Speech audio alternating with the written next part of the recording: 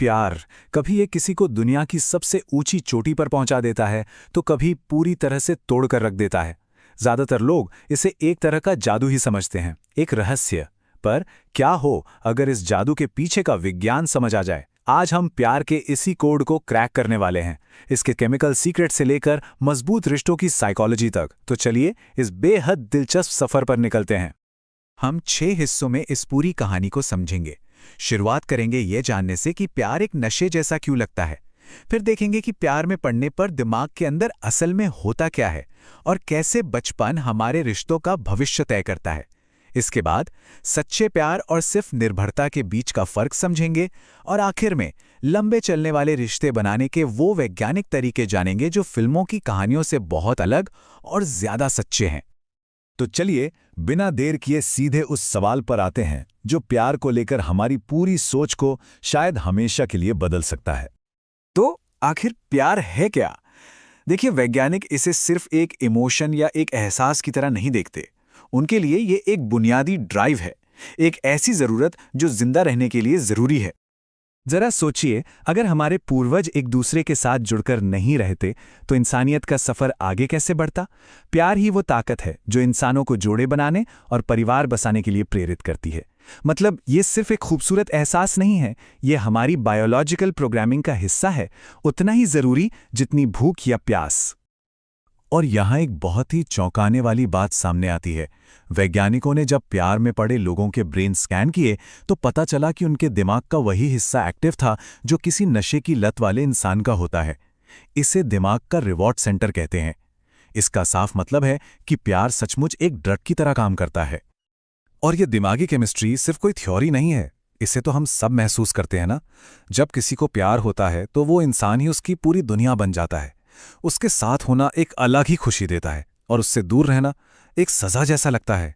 यही है प्यार का वो शक्तिशाली नशा जो किसी को भी पूरी तरह अपने काबू में कर सकता है। तो सवाल यह है कि ये नशा आता कहां से है?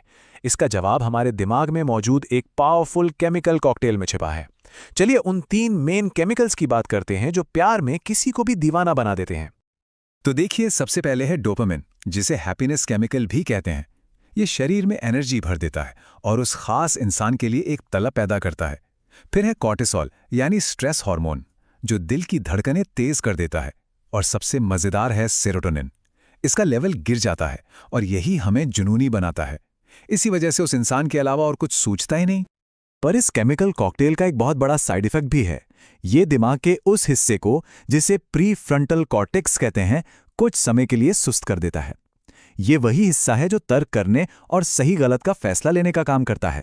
आसान भाषा में कहें तो प्यार हमें थोड़ा नासमझ बना देता है।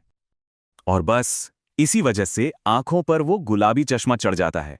पार्टनर एकदम परफेक्ट लगने लगता है, उसकी बड़ी बड़ी गलतियां भी नजर नहीं आती और लोग अक्सर ऐसे फैसले ले लेते हैं जिन पर उन्हें बाद में खुद ही यकीन नहीं होता। ठीक है, तो दिमाग की केमिस्ट्री तो समझ आ गई, लेकिन कहानी सिर्फ केमिकल्स तक ही सीमित नहीं है।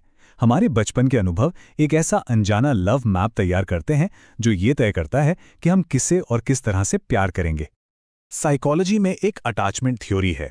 ये कहती है कि बचपन में हमें अपने माता पिता से जैसा प्यार और देखभाल मिली, वो हमारे दिमाग में एक तरह का ब्लूप्रिंट बना देता है। यही ब्लूप्रिंट आगे चलकर ये तय करता है कि हम रिश्तों में कितना भरोसा करेंगे और किसी के करीब आने में कितना सहज महसूस करेंगे। इसके 3 मुख्य स्टाइल होते हैं। सिक्योर यानी सुरक्षित लोग, जिन्हें बचपन में भरपूर प्यार मिला, वो रिश्तों में भरोसेमंद होते हैं। एंग्शियस यानी चिंतित लोग, जिन्हें कभी प्यार मिला कभी नहीं, वो हमेशा रिश्ते को खोने से डरते हैं। और अवॉइडेंट यानी परिहार करने वाले लोग, जिन्हें बचपन में अनदेखा किया गया, वो किसी से भी भावनात्मक रूप से जुड़ने से कतराते हैं।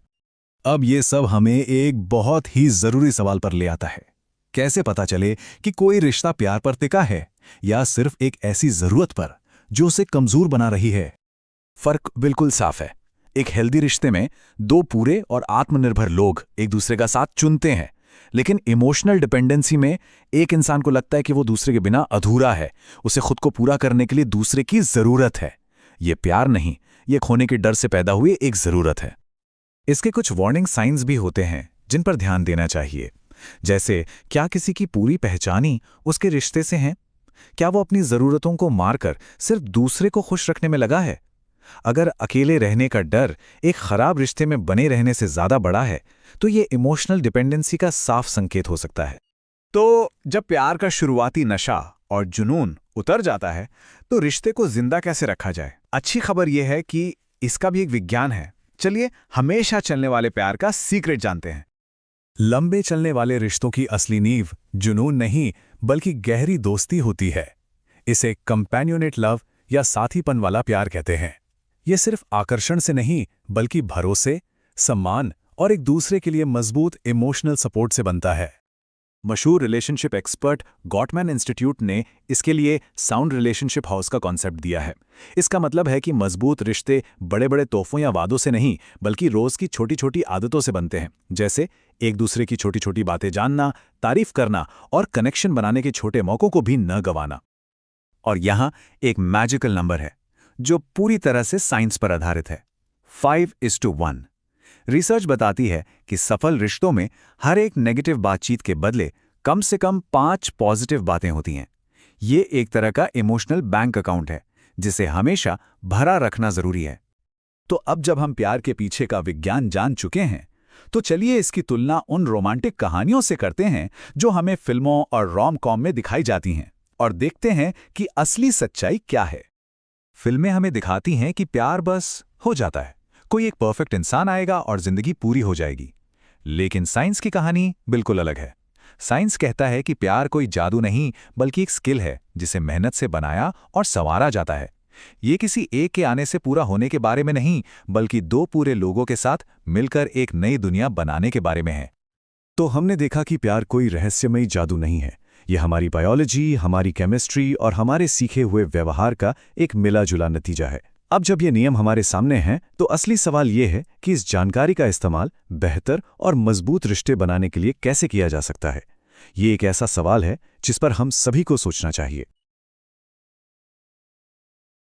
अगर आपको ये वीडियो पसंद आया हो तो लाइक करें, शेयर करें और ज्ञान से भरी ऐसी ही कहानियों के लिए ड्रीम स्टोरी को सब्सक्राइब जरूर करें। फिर मिलेंगे एक नई कहानी के साथ।